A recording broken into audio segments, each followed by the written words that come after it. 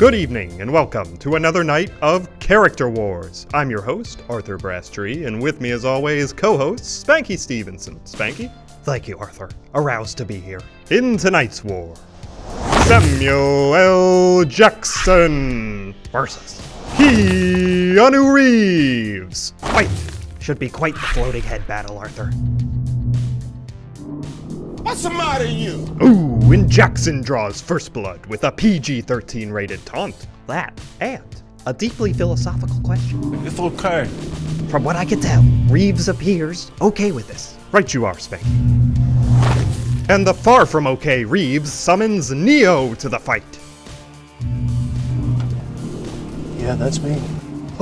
And Neo puts an exclamation point on this entrance. What's this? Does he look like a bitch? Looks like Jules Winfield has arrived to add some motherfucking to the battle. As well as a couple extra profanity charges to the network. Right you goddamn are, Spanky. And if my eyes don't deceive me, it seems Vincent Vega has joined the party. Well, I'll take a Royale with cheese with that any day, Spanky. Is that your real laugh, Spanky?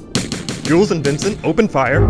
And it seems Neo is summoning some overpowered ability to stop bullets. A fine play by him. Jules and Vincent on the defensive. Oh, and Neo returns the favor to Vincent Vega. Jules might have to rethink his strategy on this one, Arthur. Right you are, Spanky. And Neo on the offensive again. Ew. Does he look like a bitch? Oh, and Jules is defeated in a disgusting, fiery blaze of badass. It would seem the charred remains of Jules' flesh have left an imprint on the stadium floor.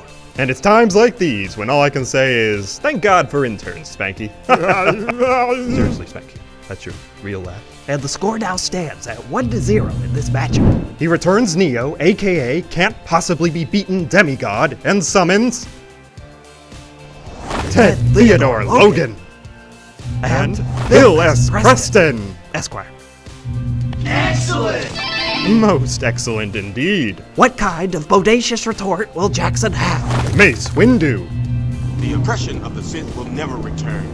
You have lost. Boy, is he gonna be disappointed in a few seconds. Right you are, Padawan. Mace deflects. Deflects again. Oh, good tactics by Mace. Without his head, he's powerless. Bogus.